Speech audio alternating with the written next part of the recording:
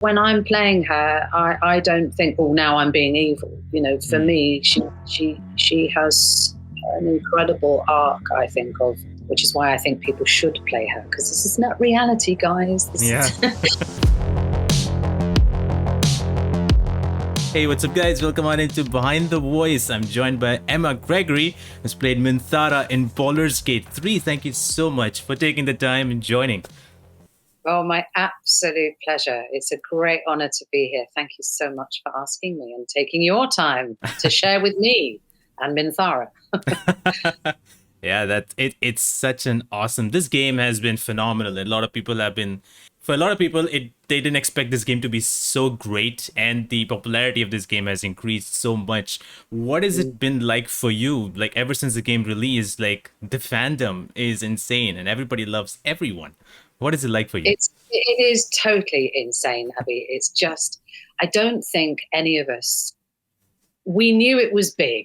You're part of the D&D world, and obviously we've had Baldur's Gate 2, but I don't think any of us realized at all quite what the reaction would be, and it's just been insane. And like you say, for all of the characters, the love and support and just joyful kind of reaction to all the characters, and there's a lot of characters in this game, as we know, but the love that we've been shown individually has just been astonishing.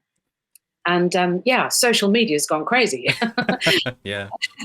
And it's a real honor, I'm so moved. I think we all are, actually, and some of us talk about it at times as a group, that we're really moved by the reaction to it, because we didn't expect it to be so huge. And maybe there was a sense that we didn't quite know what we were walking into with, how it would come across.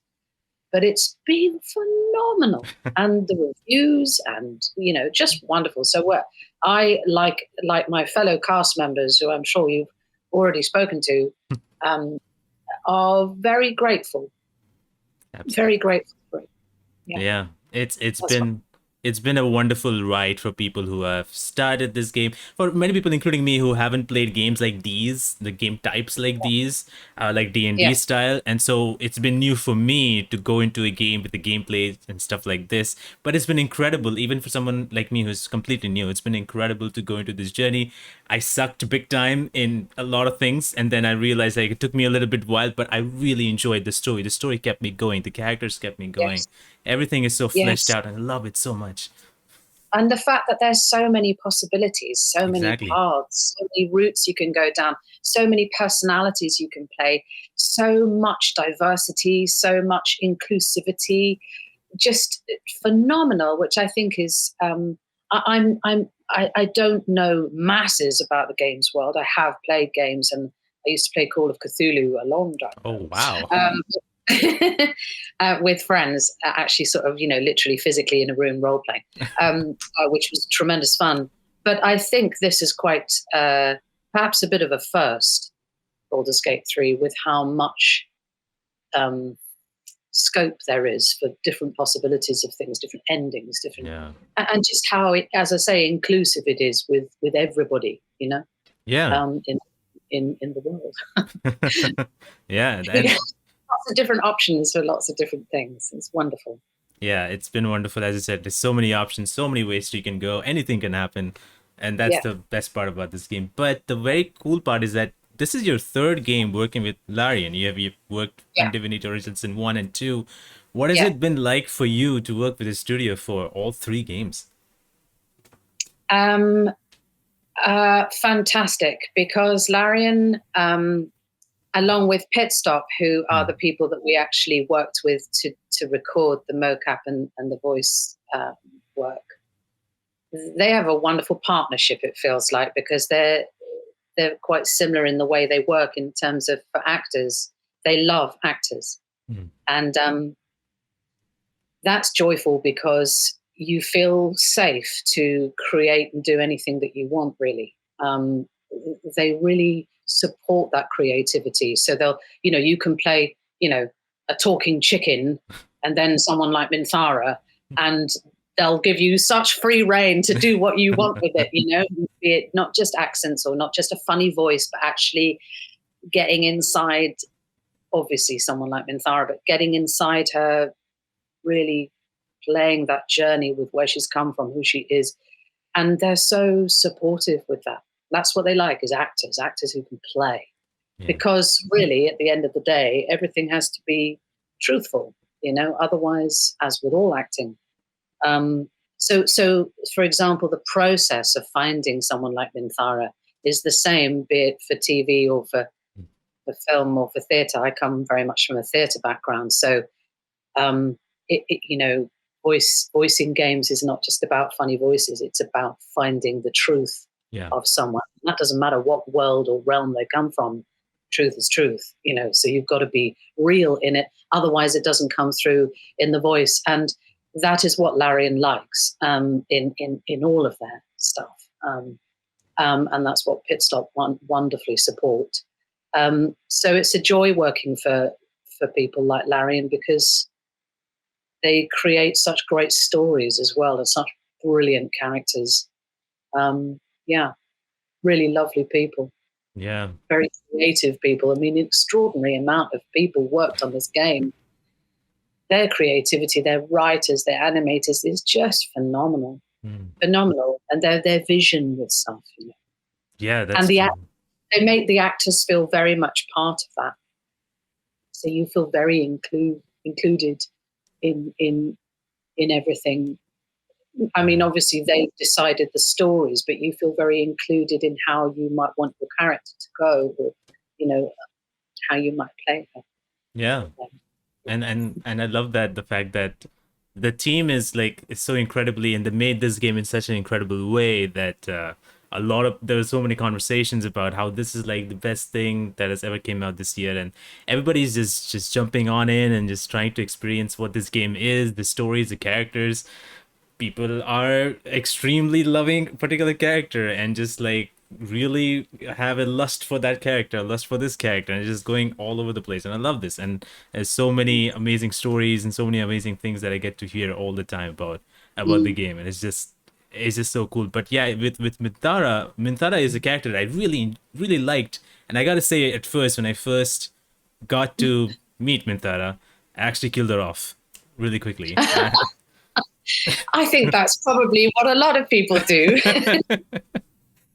Unfortunately, they get to that crossroads where they think, do I want to be really evil, or, oh God, can I go down that route? Yeah, I understand that. Thanks, Abby. Well, I was just I gotta follow the objective. I guess this is how it is. And I was the new guy who had no idea how you can take things anywhere. And then when I realized that I can do anything, and then I started doing things that I did in a certain way and doing it completely opposite. And then I figured out wow, this is something that I should have done in the first place, because Minthara's story just goes in such a great direction. So when you first got to know about how Minthara is and her backstory and stuff like that, what are you thinking? What was going in your mind about, or what were your reactions about when you got to know about this character? Well, I didn't judge her. I didn't go, oh my God, she's just awful. I actually really loved her, because I was fine with characters that have a story. I want to know why they're like they are. So researching her and reading about House Bainray and all her background, I thought it was amazing, her where she's come from, how she was brought up, her whole community, and then how she left that, and how also the story of how the two envoys from the absolute cult come and kind of infiltrate in Menzoberranzan, and she's obviously fascinated by that and decides to go and pursue that. So it's worked.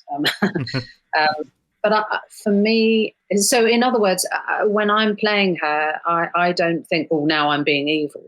For me, she has an incredible arc, I think, which is why I think people should play her, because this is not reality, guys. Allow yourself to go into your imagination by playing Minthara. for me, she has an extraordinary journey in the game, because this is someone who is incredibly ambitious, incredibly awkward, incredibly determined, confident, brutal. But also, the game allows her to explore relationships with people and understanding perhaps what trust might be. Mm. Someone who doesn't trust easily. So for me, I'm looking at the whole person. I'm not sort of thinking, oh, that's evil, so I'll play it like this. For me, it's, nobody is ever one thing. Everybody has a journey for, to get where they are. And her upbringing has certainly been so brutal. Oh yeah. So it's not surprising that she's like she is, Yeah. when you're, there's an assassination attempt against you while you're, suckling at your mother's bosom, and then, being taught to fight for your life by your very mother at around 5. That's a heck of an upbringing. Yeah. It's not surprising that she is who she is. And what's wonderful about the game is if you play her and recruit her, the relationship that you can build with her, and how actually she is incredibly loyal Mm. to people, but she is also equally slightly on the back foot as well, and quite defensive. So don't annoy her, Yeah. But she wants. I think she wants to trust. I think she doesn't know how to be friends with people, but she wants to perhaps learn how to do that. Perhaps understand what it means to have companions, and what you can achieve with that. I think her, of course, because she is inherently kind of brutal as a character, there is revenge wanted. There is, I think she's quite astonished at how much she was manipulated by the cult. And I think that's quite a shock to her. Yeah. And she definitely wants to do something about it. Oh yeah. But there's also very loving. This is my opinion. There's also very loving sides to her. She's also very warm. Yeah. She doesn't know how to. In fact, there's a wonderful line. I think it's something along the lines, if I can remember rightly, that affection is a very small part of her. But when she gives it to you, it Yeah. shows the depth of that feeling, because it's something that she doesn't give very often. If at all. And so I think the game is very interesting for her, that you get to explore that she's not just a kind of cloak and dagger evil, And actually, I think that so villains or evil characters, I think, are more interesting when you play them with more reason for why they are like they are, or with more calm authority, or with two of my sort of hero villains, I suppose, who didn't influence me actually on this, but I love them, and I think they're fabulous go-tos if anybody ever wants any inspiration. And that is Sir Ben Kingsley's fantastic villain gangster in the film Sexy Beast, if you've ever seen that. Have you ever seen that, Abby? I have not seen that, but I've heard a lot about it. Watch that film. It's a masterful portrayal.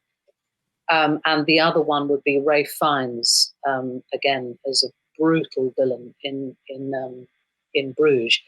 And the reason why I cite them is because, for me, it was the first time, really, for me, that I'd ever seen a villainous or evil character where actually they were just completely centered. And, the Ben Kingsley character, for example, is totally into yoga, totally into mindfulness, totally into being very calm. But he's absolute. So, in other words, that fills him with the most incredible confidence and directness and forthrightness. And Rafe does a similar sort of thing in Bruges, where there's no need to sort of bluster and shout. They have this extraordinary centered calm, because they know exactly who they are, and they're not frightened of it. And I think there's very much that in Minthara. So there was a little bit of inspiration there. Yeah. Sorry, probably gone rambling off on the tangent. Not an issue. But that for me is important about her. That what makes her is interesting. Mm-hmm. If you don't. Otherwise, evil characters can become sort of very one-dimensional. And I didn't want her to be one-dimensional. Yeah. And I was very fortunate to have a writer in Adam Smith, who was my writer, who was phenomenal, where we did this kind of dance with each other, even though we'd never met.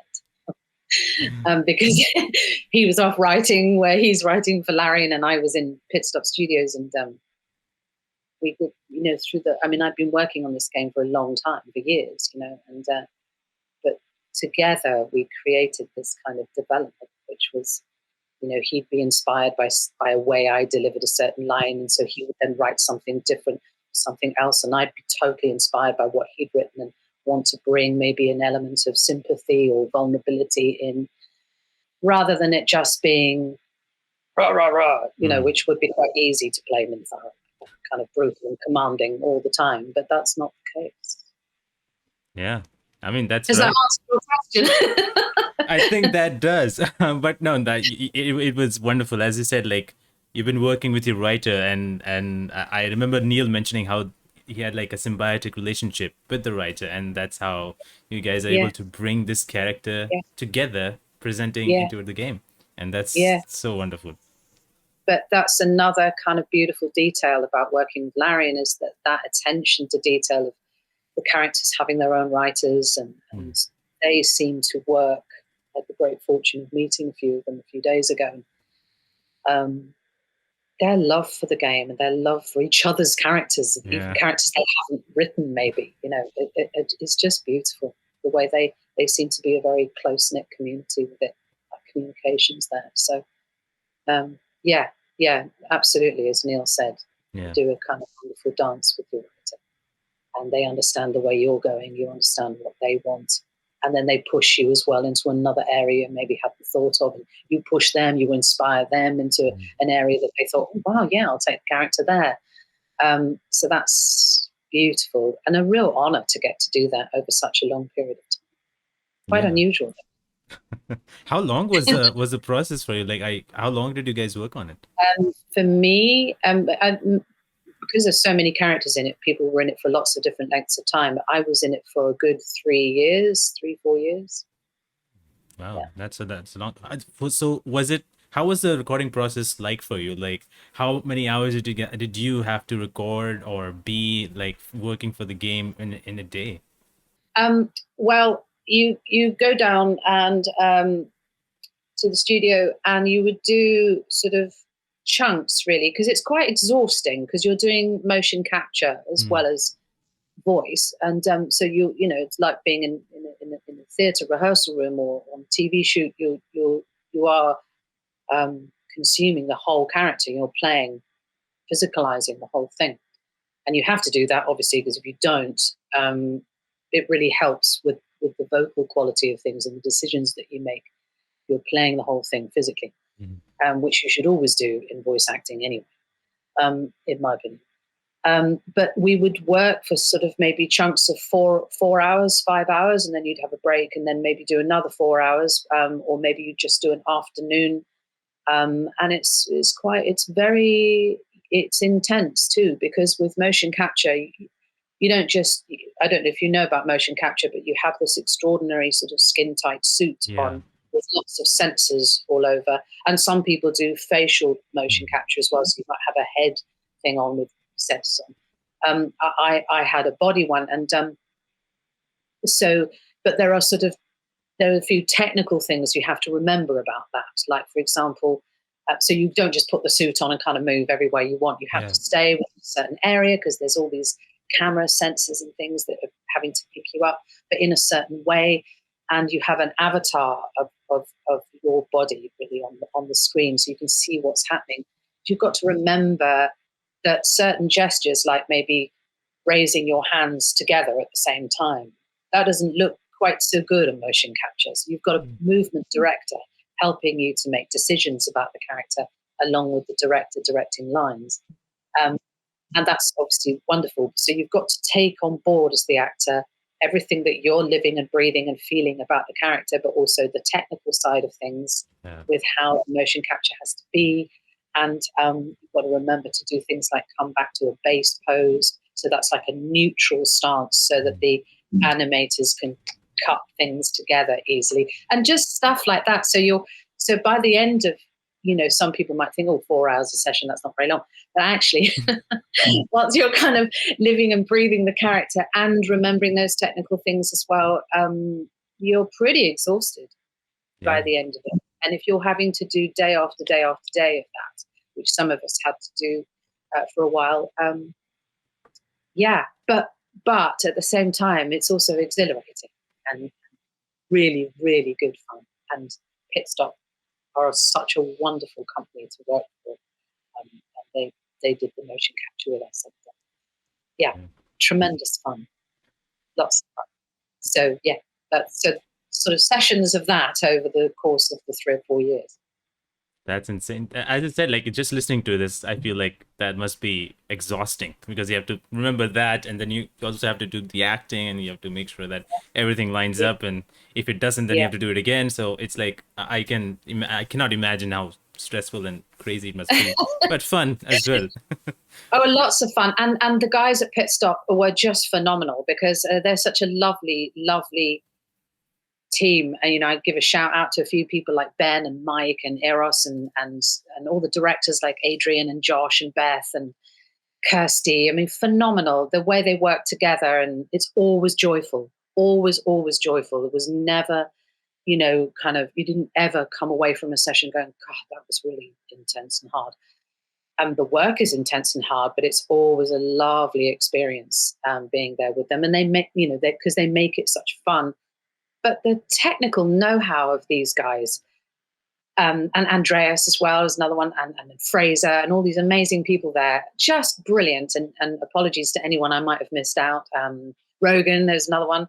The way they know how the mics work, because you're fitted out with microphones as well as your bodysuit with sensors. So you've got, maybe a couple of people working on your bodysuit. You've got a couple of people working with your sound quality and all of that. They're just amazing. And if any technical glitches did happen, they never got fazed by it. They're just there, and I wanted to mention them, I think, Abby, because it's quite easy because the actors get the interviews, and on the whole, and I think it's quite easy to forget that for people, or for maybe the fans and people, not to realize that there's so many people who worked on this and who helped you to create your performance and helped you to be as good as you can be with it. And so for me, it's important that people know who they are as well. Yeah, I mean, you're right. I mean, I'm glad that a lot of people now are finding things out about how the technical things happen, how the behind the scenes work, about developers and programmers and everybody. And then they're finally appreciating those people. Like, okay, if these guys didn't do what they did, we wouldn't be getting this experience, the smooth experience. Exactly. And the same in TV, same in theater, same in film, radio, everything. It's always a team effort. Definitely. And speaking of team effort, I believe that you have worked with other members of the team to, make sure that the voice of Minthara is the perfect it can be. So how was that process for you, like, to find out maybe a particular voice, or maybe how she should sound like with this character?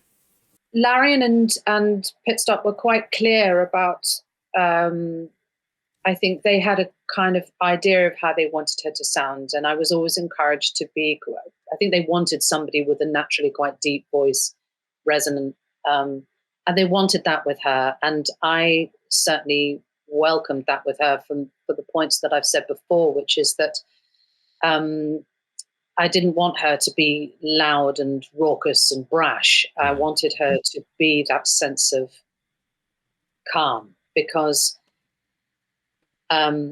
she is quite a high status character. She would, in acting, we have this kind of thing where it very often helps an actor to think of their character and their status as being a number between 1 and 10. And so Minthara, 10 being the highest status you could be, Yeah. and 1 being the lowest you can be. Yeah. And Minthara definitely thinks of herself as a 10. House Mainray, I am assuming, would be definitely an 8, 9, or 10. But anyway, so for actors, you have to think and get into your character by finding out answers to questions like that, because that determines the voice. Because if she is someone who is absolutely sure of her status, has no qualms about it at all, and therefore has no need to shout. Why do I need to shout when I am number 10? So I say something and you do it. Do you see what I mean? So that's more interesting to play than get over here, do that, do that. That you lose kind of status if you're just shouting. And when you need to shout, you do. Obviously, goblin trash and all those marvelous lines, you kind of keep them in there, so yeah, it's discovering the character that determines the voice. And I also gave her, particularly as the game progressed, and she discovers more of who she is, in a sense, bringing in a slight sort of gravelly tone as well. Yeah. And some people have commented, not very many, but some people thought, does she sound a bit old? Well, this is not a human. We're not dealing with someone who's a human. Yeah. We're dealing with a drow. And they are, they consider humans incredibly beneath them. But we're dealing with someone who is quite old, actually. So you can experiment with all those kind of. That's great. Pitches. Yeah. I think that's something that people really wanted to know about. Like, how did Emma decide on how this voice should be? And to be honest, as you mentioned, like, she does not have to scream and shout at someone. She just have that authority somehow, and just when she says it, you do it, that kind of thing. And when you just literally said some few of the lines, I was like, okay, I'm gonna do it. That's how we feel. That's how you feel. Alan, the wonderful, God rest his soul, the wonderful Alan Rickman had that in the Harry Potter films. And I'm saying, with Sir Ben Kingsley and with the wonderful Ralph Fiennes, they do the same thing with their fabulous villains. And it's right. It's the right thing to do, because that villain always thinks of themselves as a very high status. Therefore, they don't have any need to shout. They can literally say something and it's done. Also, but so for me, and also with the voice, if someone is very uptight, even though she's centered in her status, so listen to this, folks. Even though she's centered in her status, there is something very off-center about Minthara as well, which means that when she commands, she often barks that voice out. You do this now, and there's something quite bound and withheld about her, which also restricts the voice in many respects. So maybe there isn't a great sort of freedom and joy coming from the center of her core, which allows her to be much more open. So, for example, a wonderful contrast to Minthara would be Shadowheart, for example. I love Jen's portrayal of that, or Fabulous Sam's Karlach, where they're much more sort of bolder vocally, in terms of pitch range and stuff. Minthara keeps it quite closed shop. Yeah. And so there's something very bound about that. And then that actually I enjoyed exploring, with the help of, obviously, of Adam's fabulous lines, Minthara's journey through the game, where she does allow herself, and I allowed myself, to play with different pitch range, maybe higher, softer quality, when she is sharing a moment of intimacy, or a love scene, or the romance scenes. So that was interesting. Where is she freer? Where is she very bad? And I definitely physically explored that, which again obviously affects your voice, between when she's under the influence of the absolute and when she isn't. Yeah. It's insane. I just love listening to that. That's such a great thing to even learn. And it's just crazy. Like you've just mentioned about the absolute and how she was when she was completely like following absolute to like that's it. What absolute says is what I'm going to do. To finally, figuring out like what did she do for in absolute's name. What do you Yeah. think of that journey from someone like who's completely following, not gonna do anything else other than what absolute says, to finally learning out what she has been doing? It's one of my favorite bits, actually, um, when she's no longer under the influence and when she talks to the player about what happened to her at Moonrise Towers. And the I think she's quite astonished by how she's been played. Yeah. Uh, Sorry if this spoils anything for anybody. But it's been out for a while now, the game, so, Hey guys, we what are can you talk doing? about um, I think, and she has this wonderful speech. Adam was so beautiful writing this, but she has this wonderful speech about, because she's ultimately, very ambitious, absolutely would love to be in control of the world. Yeah. Let us be gods. But yeah, the journey to get there is quite something, because I think she was quite astonished in how much she saw of herself in Orin. Mm. And I won't spoil it too much for people, but I think she would like to be remembered. Ah, I yeah. mean, I don't think she wants to die for nothing. Um, and the fact that the player takes her on her journey, I think she's quite grateful for, because um, she sort of says, if you hadn't done that, nobody would remember me. So if I fight by your side, I can Mm. be remembered for something. And now, whether that is something good or ultimately bad, um, is up to the person who's playing the game, I suppose. But but Yeah. but for her, yeah, that'd be interesting. That's another question. Is it good or is it a bit of both? Yeah. I think. That's yeah, Yeah, I love that part of the story. That was like when she was trying when she finally started to say everything to us, to the players. I was like, wow, this is like they finally. I felt like, oh my god, I feel bad for her. I felt immediately that feeling just went through, and there's this moment, where she's getting tortured, and I was like, oh yeah, gosh, like yeah, just we gotta stop. Like no, like it yeah, felt yeah, immediately bad. Like yeah, we gotta do something, yeah, and so I was like, yeah, we gotta now, like we gotta save this person. She has yeah, in a she's going on a redemption, and there's some really yeah, crazy lines after that. But like, I just immediately felt bad, and I was like, I'd never yeah. expected for someone I like agree. I watched the other day, actually, the scene where she's in front of Thorn, and she's sort of grabbed and she goes, no, and actually I was like, come on, I mean, you're being moved by yourself here. But that was a bit weird. But actually, I'd forgotten, because the game just looks so amazing, what yeah, Larian have created. It just looks so incredible that I lost myself in the whole cinematic universe of it. It's yeah, just so beautiful to look at, astonishing, actually.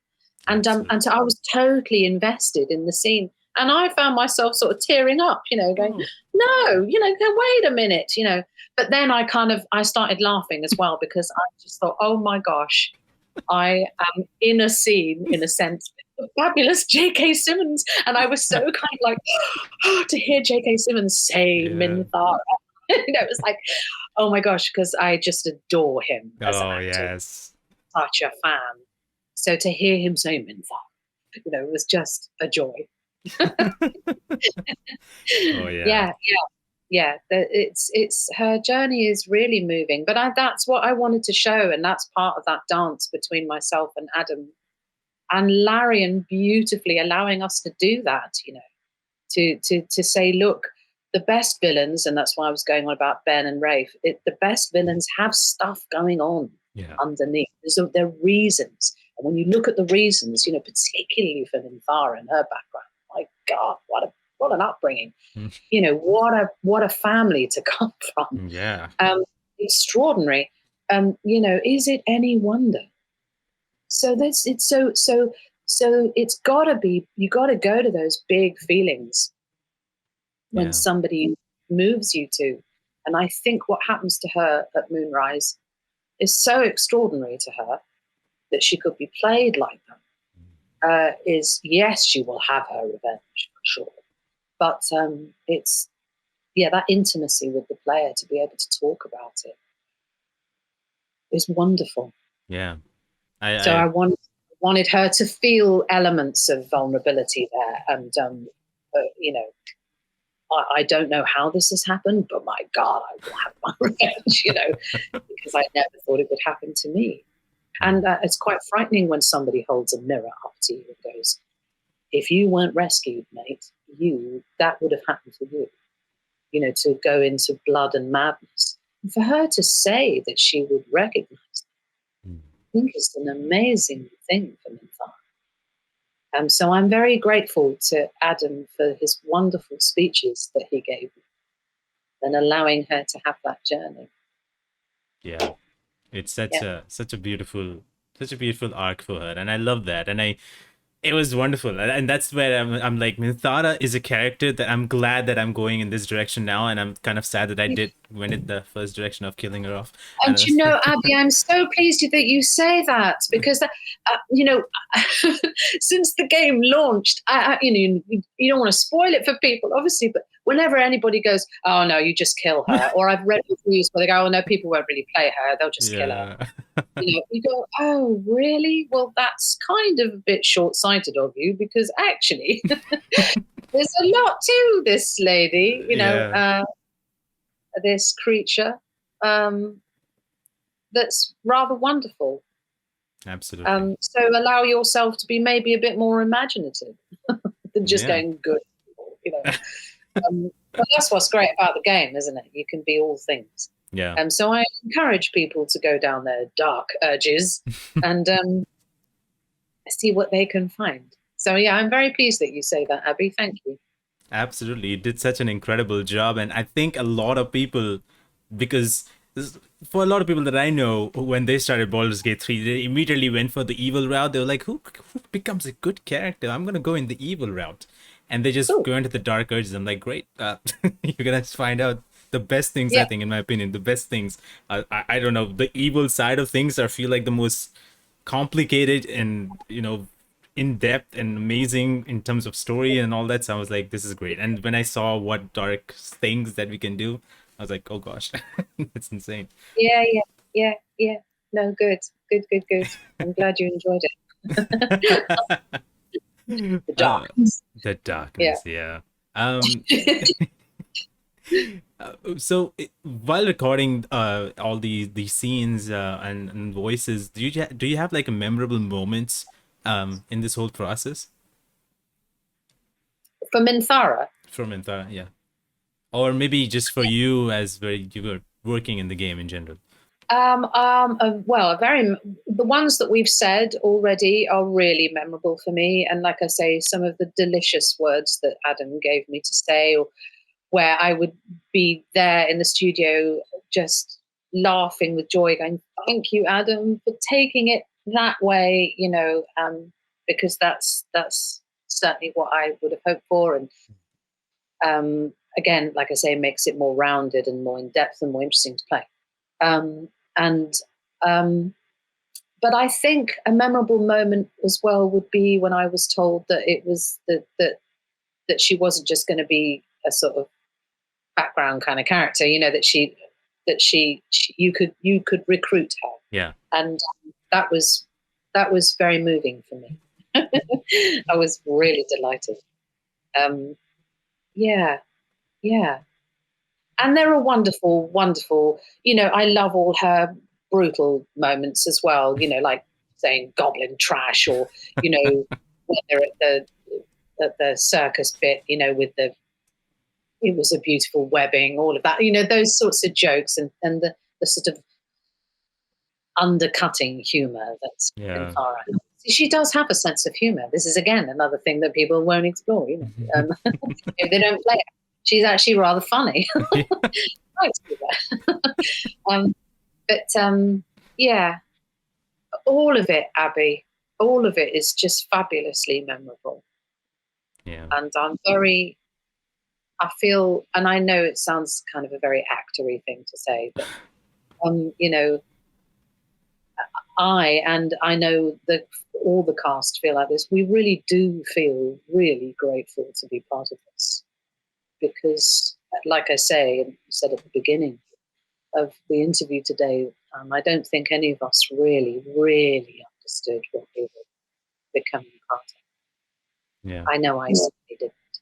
I don't mean in terms of D&D and Games World, but just in terms of the wonderful hugeness of Baldur's Gate 3 and what Larian have created Yep. and Pixar. That's Absolutely. been just. So I feel really, really blessed. And I'm also blessed for, like you coming on and talking to me about it and fans talking to me about it and things like this. It's really beautiful. It's really lovely. So Absolutely. thank you. Absolutely. I think that the fans, they're the big fans of this character, Minthara. People just love her. When they finally get into that direction, people just love this character so much. And there's a reason Mm. why a lot of people, like, there's later on, I'm going to be telling you what people have been asking. There's a lot of people who really want to know about even more of how you did this character, how was the process like and everything. And people love this character so much and really enjoyed what Larian did for her and how the story went. So I would say thank you for doing this wonderful job at playing this character in such a way that was believable, where we felt like, oh, okay, this is a character when she's there.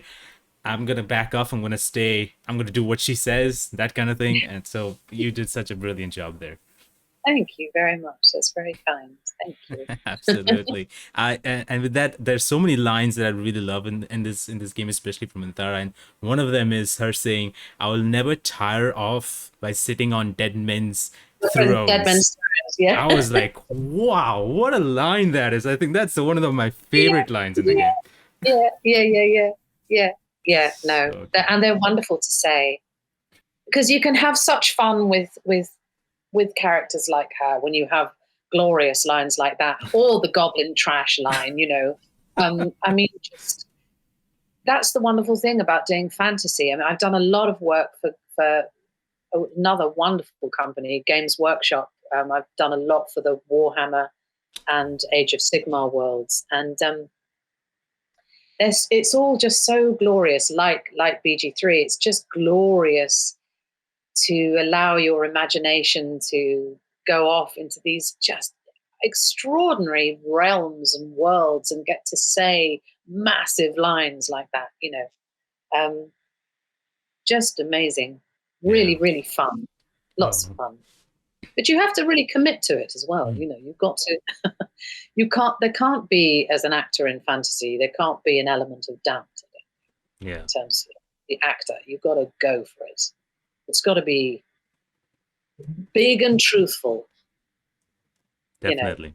in other words, I don't mean big as in hugely Mm, delivered necessarily, but it's just got to be, although there's a lot of that, it's got to be big in terms of you mentally embracing the world that you're entering into.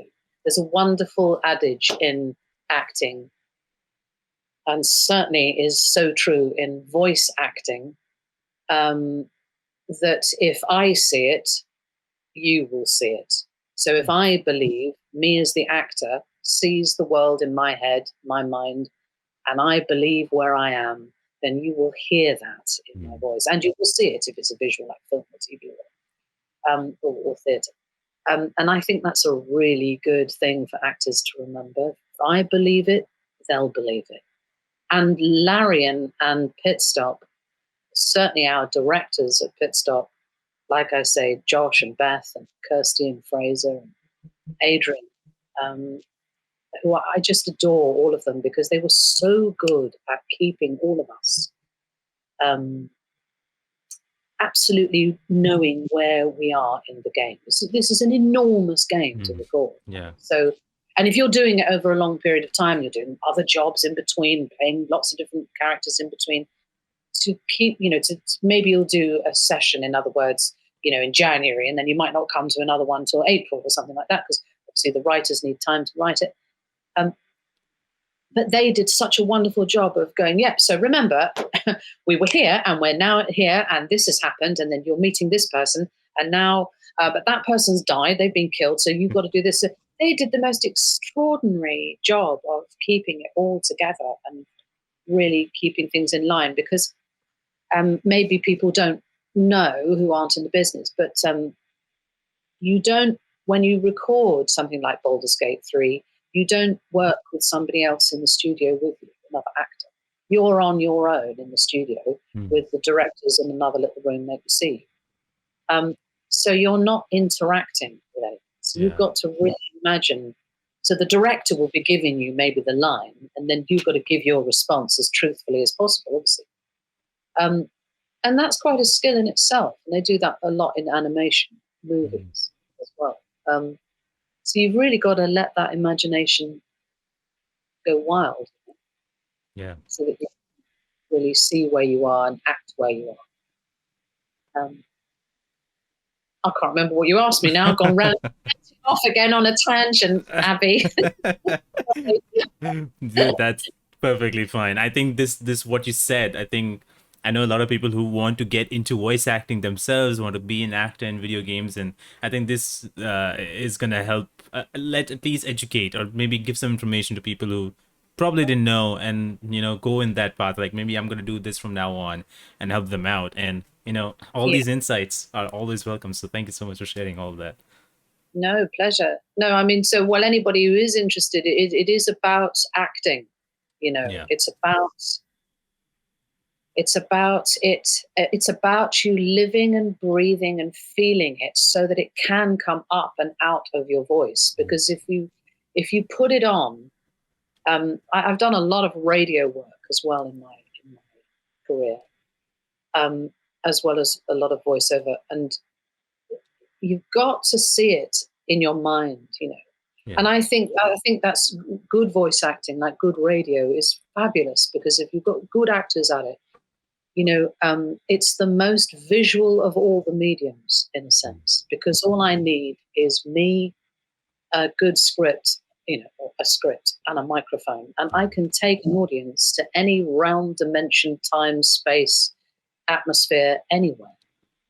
Definitely. I don't need anything else.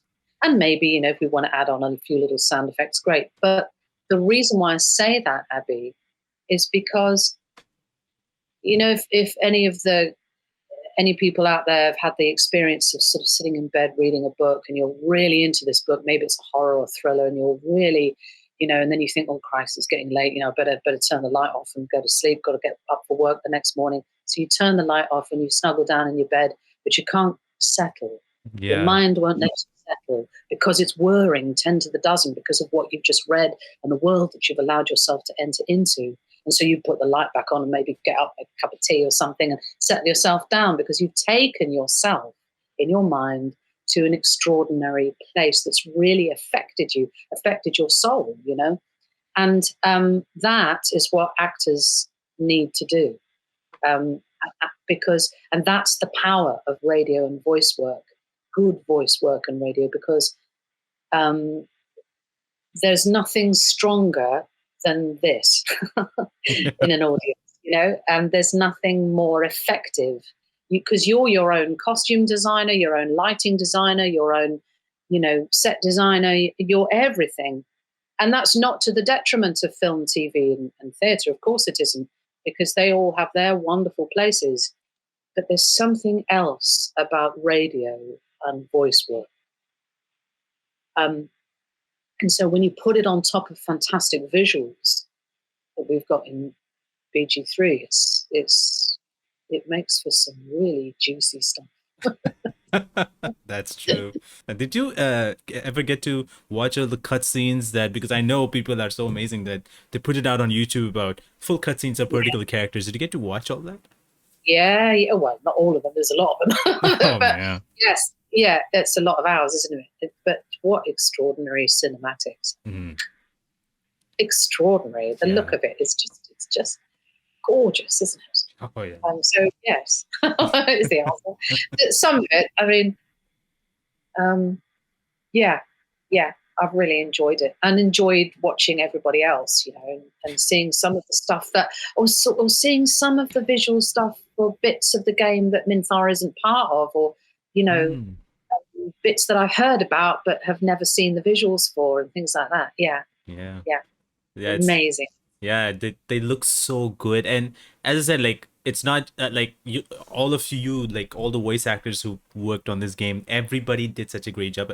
Everyone is so believable. I'm like, wow, like I know, like I can understand this character. I can just go with this character. I want to go on this journey in this character. I want to know more about this character. All that stuff, like it's so believable. And the world Yeah, around immediately is also like, oh, like yes, I'm yeah, here. I can yeah, I can yeah, see this is yeah. real somehow. And extraordinary detail. Like if you've got to, the way they've thought about it like a movie is just amazing. Like, so you'll have, right up close to us, maybe two, lead main characters talking, but all the world that's going on in the background, people walking around or taking a drink or buying something or going, oi, over here, or, it's just amazing. That Yeah. kind of, and yeah, extraordinary. But then, but Divinity was like that too. Larian are really great at creating worlds, Yeah, and they do it with exceptional, meticulous attention to detail, and that's why they're so good. And that's why people love the games, because they will absolutely. take that time to get all of that right and give the players what they want. You Hmm. know. Definitely. And I mean, yeah, with Baldur's Gate 3, they've taken it to a whole a whole nother level. Oh, But yes, I many a time I've watched some, clips, and also because, as I was saying to you before, Abby, we're on our own in the studios. mm, You might sort of see another actor getting ready to go into another studio and do their bits, but you don't get to play with them in the same studio. yeah. So actually, it's been wonderful to look at this wonderful cast's work. Where I've never even known what their characters look like. Yeah. And some of them I haven't even met. So um, so that's been wonderful to see and to match their voice to how the visuals look, and yeah, see the scope of the world that's being created is astonishing. So yes, I very much enjoyed it. Yeah, and I think one of the things that people love seeing or want to see, or want to experience even, is the romance scenes. And what do you think about all these romance, especially from Minthara? What do you think about the romance scenes, and how was it like for you to record all those moments?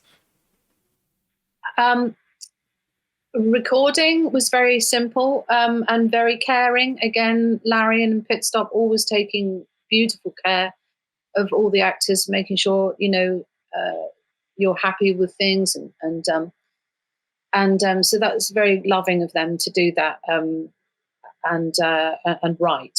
And but I think it's very clever how they've used romance and sex in the whole thing, in that, like life, it's part of life, but it's not. What's clever about Baldur's Gate 3 is that it doesn't become the end goal. It doesn't Mm, become the be all and end all of yeah. what you're playing a certain path route for. It's just something that happens along the way that allows you to explore the character more, or your own character more. The player explore themselves more. And I think that's really clever. So it's used as a means to an end sometimes, like with Minthara, a lot of the time. Yes, let's have that this evening. Or it's used in a romantic way to further develop someone's character. Again, like for Mm, learning about affection, learning about trust, um, and using it to a means to what you want as well. Get what you want. So, as just like life, yeah. you know. So I think they're done brilliantly. Um, and I do believe you can sort of make a choice as to how much of the intimacy scenes you want to sort of reveal. But Yeah. um, I think it's used very cleverly. Yeah, Yeah. Definitely. And that's what, and it's awesome that every character has this like story arc where okay, you want to be in this romantic relationship with this particular character, you can choose wherever you want to go. And as mentioned before, like I just love the fact that you can do whatever you want in this game, and especially for a character like Minthara, who everybody see as a villain immediately, and just not gonna take her, not gonna see her storyline, and then the people who actually eventually do see her storyline, they're so blown away by it. And the one thing that I even get even more blown away is when I see fan arts done by people, and I see it on Twitter, such cool amazing art, and I'm like, where are these people? Like the art is like It's insane. Yeah. yeah, so beautiful. The inspiration people have from it. Oh my gosh, some of the, like you're saying, I don't know how they do it, and but some of the pictures of Minthara, there's a beautiful one, but it's a beautiful picture. But in fact, Larian retweeted it actually because they were so blown away by it as well. Where it's a Mm. shot taken from the game, uh, the way they've done that, it's a close up of Minthara's face with slightly bloodshot eyes. It's got a kind of bluish yeah, I hue. saw that. Yeah, Shows so good. it shows everything I wanted to get in the character, which is strength and determination and brutality and ambition and all of that, but also the, oh my God, the vulnerability in the eyes. Oh yeah. I mean, I couldn't take my eyes off it. And I thought this person's really captured that moment, taken that and isolated it and then done all this beautiful sort of color with it and everything and really brought it out. And it's absolutely stunning. And then there are other wonderful shots. And yes, the fan art and the way people have taken all of the characters and been so inspired to put them in different situations or, glamour shots or whatever they want to do with it, Yeah. lovely, sexy, beautiful shots or whatever they want to do. It's just wonderful to see. I'm really, really enjoying it. Yeah. Really appreciate it. Since there's so many fan interactions, like so many fans want to know and who love this character, is there anything that fans always ask you or want to know from you about your character or about your journey? Um, not so much about the journey. I think they're just enjoying it when they get there. If they play her, um, people, lots of people have wanted to know her color. What's her favorite color? Hmm. And so I'll answer that here by saying, well, I think it's a sort of blood red, and I say Cool. that because that's actually my favorite color. But it was a total coincidence that it's also mine and Minthara's. Wow. Because it's the blood red of House Bainray, because that's the color that I found on the symbol of House Bainray. Hmm. And I think it's beautiful. The symbol's beautiful. Yeah. And coincidentally enough, it was the red that I chose for my avatar. Because when you're in the mocap studio, you see yourself all in the bodysuit, but you also see an avatar of your Hmm. character. And so I always chose red for my avatar to see what my body was doing while I was doing the mocap. So you can check in with yourself as you're recording. And then I discovered that House Bainray has that red color. Now I don't know if somebody else has just made that up or if that was an original thing for House Bainray, but I love it. So I would say that is the color, probably like I say, blood red. And also people have I've been really moved by how much people have found her as a kind of inspiration or, for confidence or to, they kind of go, yep, she's badass. So, it's really made me kind of go out today and just take the day and just get it going, and Yeah. that's really lovely as well, that it gives people who may be feeling a bit kind of pressured by life, and they get inspiration from the characters to maybe, gosh, this sounds very worthy, but you know what I mean, Abby. Yeah. They feel inspired by the characters that they love, be it Gale or Shadowheart or Minthara, whoever it is, Astarion, and particularly Karlach. Yeah. To kind of go, yes, I'm going to be a badass like Minthara. I'm going to take today by the horns and I'm going to do it. And I love that. I really love that. Yeah. And people have sent me very kind messages about how that sort of inspired them or made them turn their, not turn their life, a bit too much, but you know what I mean. Mhm. Just Well, maybe it gives them hope, or gives them some structure with some things, helps them find a way through difficulties. And I love that, because that's what the arts should do. The Hmm. art is about teaching us about ourselves. That's what the arts is about.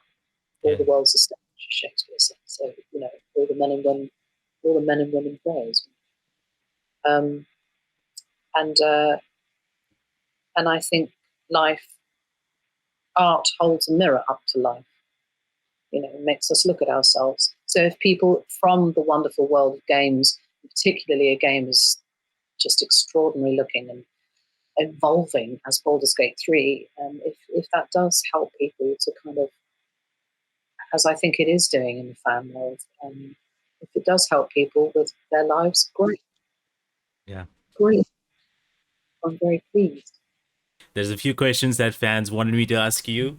And Okay. so, a person by the name Rohan asks, is when you started recording for Minthara, was her personality, motives, and drive already set in stone, or did she evolve over time?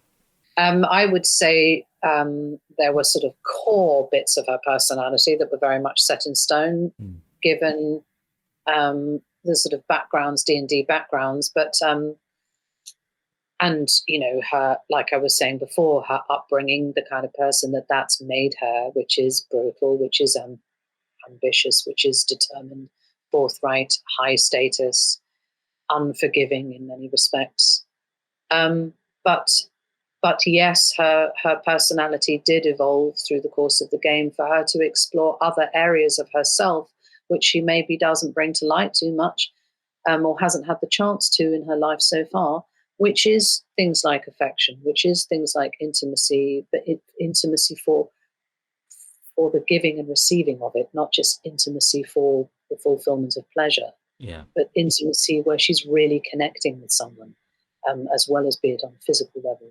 Um, and learning about trust, and learning about having companions, and learning about betrayal, and learning about um, a softer side of herself, or the fact that perhaps she can be thwarted, and that may not have occurred to her before. Things like that. So all the peaks and troughs and differences that we have in our real lives, suddenly come into who she is. So I would say, and as I was saying before to you about Adam, my wonderful writer, you know, we had this relationship whereby he could feel that from my performance, and I could feel that from his writing. So, yes, very much evolved, Yeah. which is, as I've said before, makes her much more rounded and much more interesting. Charles Boots asks, is what what were you with thoughts about recording the lines from the circus specifically?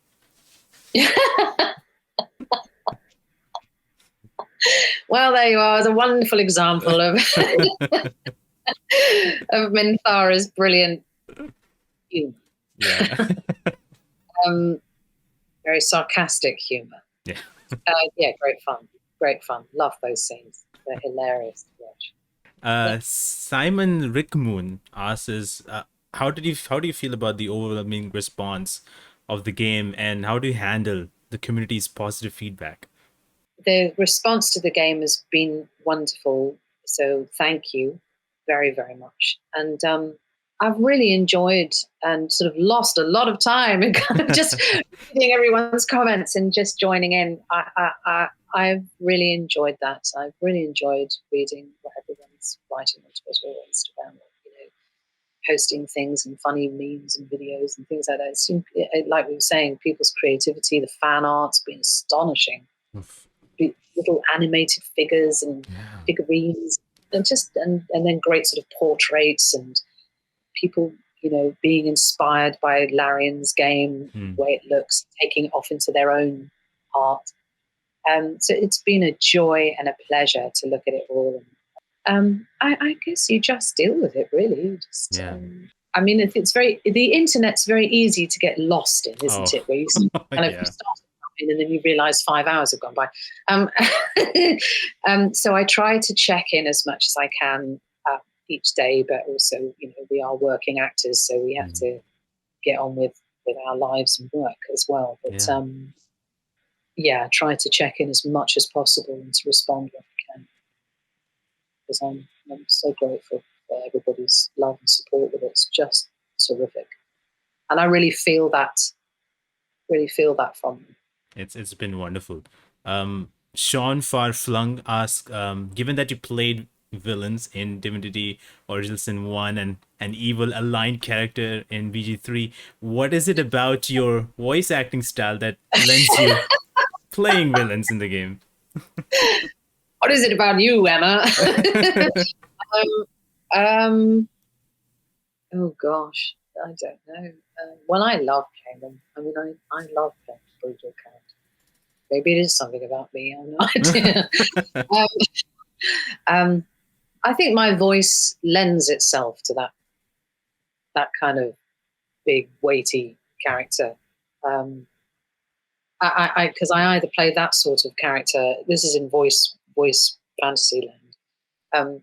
I either play that sort of character, or like I was saying in Games Workshop, I'll play saints or sort of godlike figures, huge sisters of battle kind of huge characters, which is fabulous fun. But yeah, I guess people like that kind of deeper, larger resonance for certain characters. It works. Great fun. Really, really great fun. Dusty asks, do you find aspects of her personality similar to your own? Ah, well, that links on from the last question, doesn't it? Yeah. Yes. Yes, I do. That sounds a bit worrying. Where Minthara is concerned, I mean, I'm not brutal like her, but I hope not. Anyway, ask my family.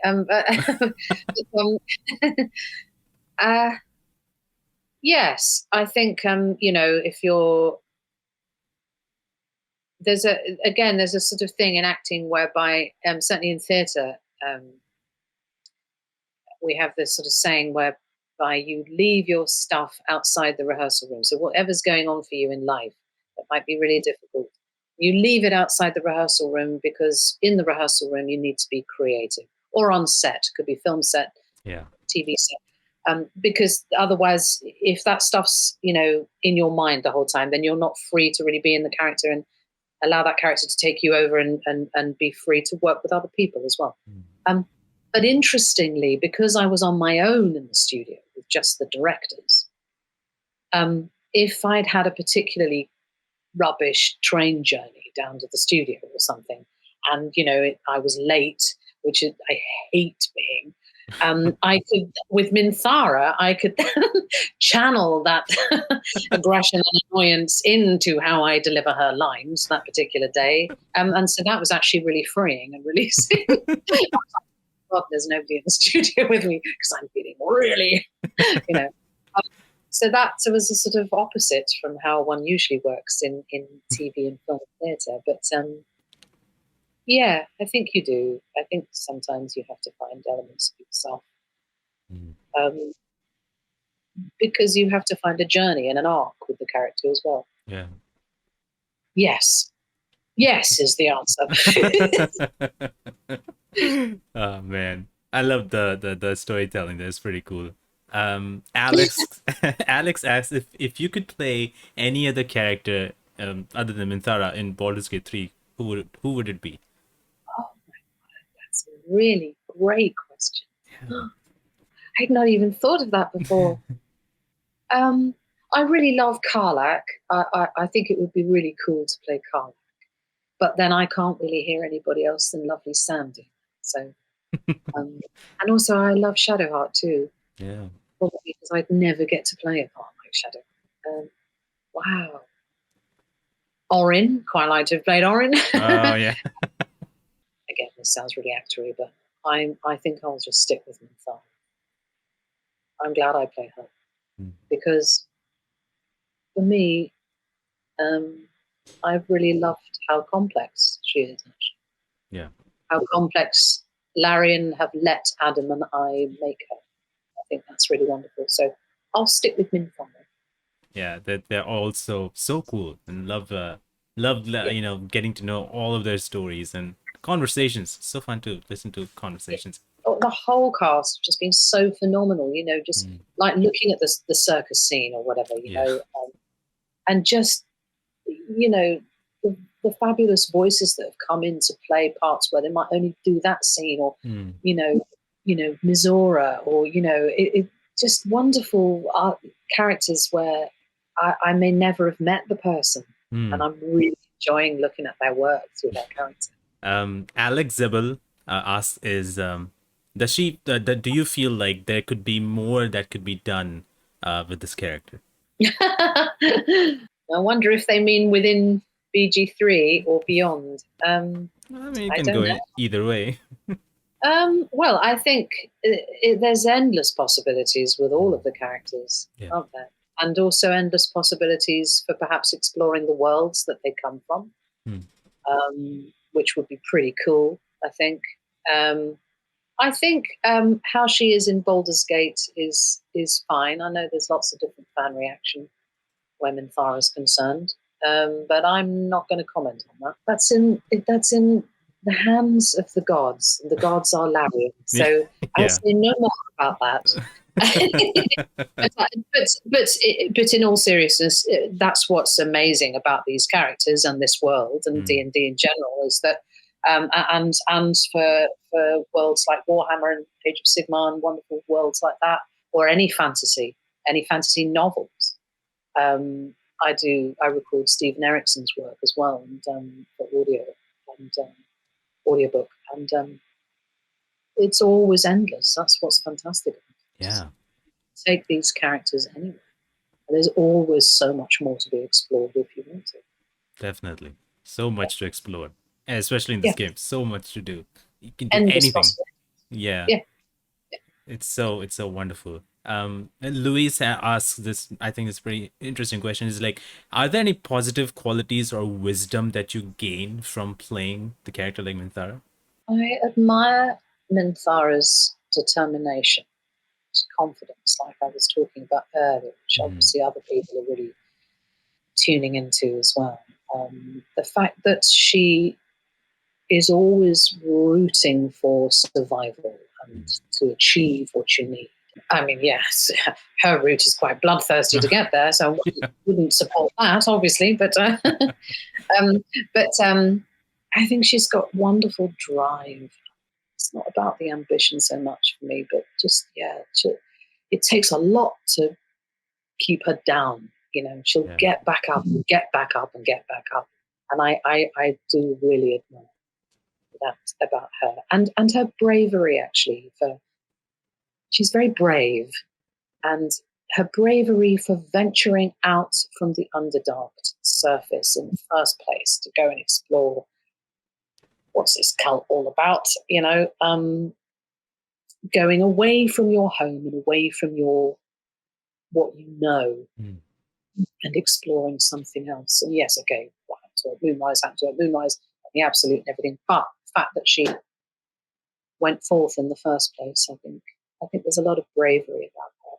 And bravery to be vulnerable, bravery to be intimate with the player and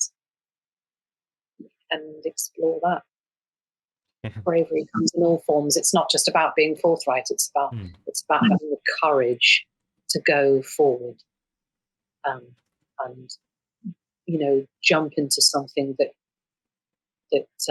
is scary. Yeah, and she does that. That's why she's so interesting to play. And that's why you must play her, everybody. Scholarly Sean asks, how did working as playing Minthara is different from your previous experiences with Larian? I think just playing one character and that journey all the way through for a long time was extraordinary, because on Divinity I would go in and do a couple of those characters, and then the next session I do a couple of other characters or something like that. So and that's all joyful as well. But to stick with one person and get to know them really intimately, and she's very dear to my heart and always will be, not only for playing her and experiencing her, but also for what Larian have given us all. And this is going to be with me for the rest of my life. I'm so grateful for that. So I think, living and breathing her in all her many ways for the last the ability to live with a character for a long period of time, which I'm sure people who do, long running film series or TV series, Yeah. have the same experience. And I remember reading about some Game of Thrones actors when it stopped, how kind of desperate they felt that it was suddenly gone. What had been Yeah. a huge part of their life for 10 years or so, suddenly, and that it actually really, they were bereft. It was like a grieving process.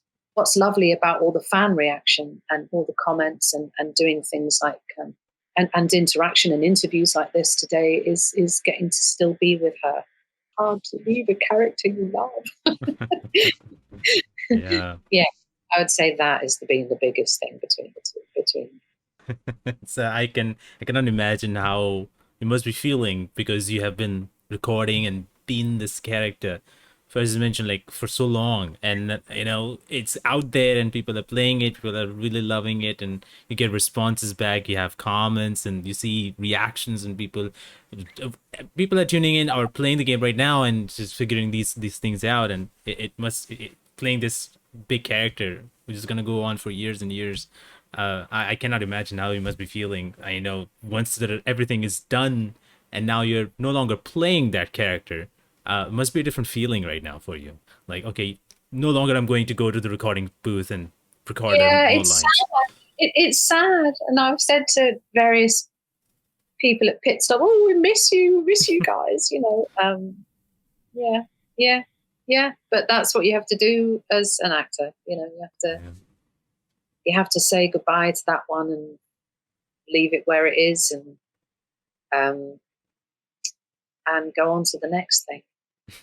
Hopefully, Absolutely. which is around the corner.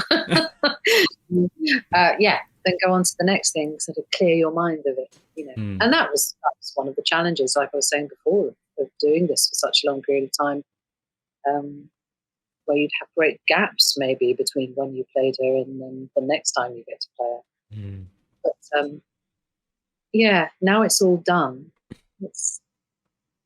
There is an element of sadness, but I think more so, really, it's very, very small, because it's what's now wonderful is seeing how people react to her and yeah. all of the characters and the whole game. And that's now the next experience with that character.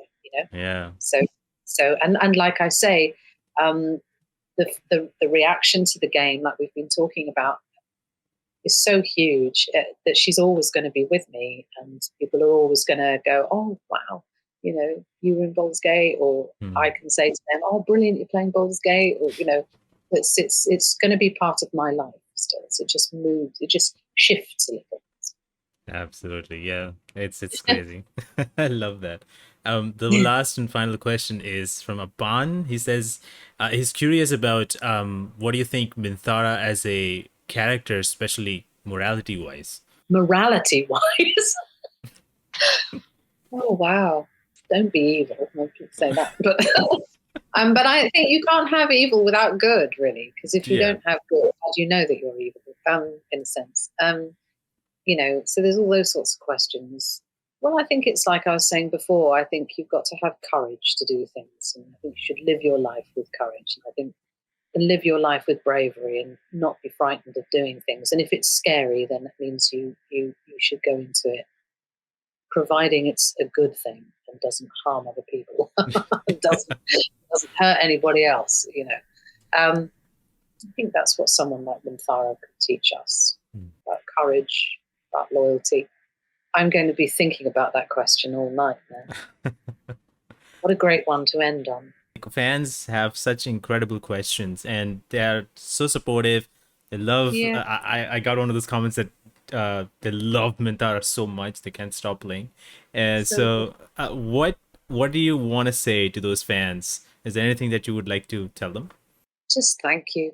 It's making me tear up. Just thank you. Thank you. Thank you for the questions today and these sorts of questions, and the response has just blown my mind. I'm so grateful. I just give lots and lots of love back, Yeah. and try to answer people's comments and stuff. And I really, really appreciate love and support for the character.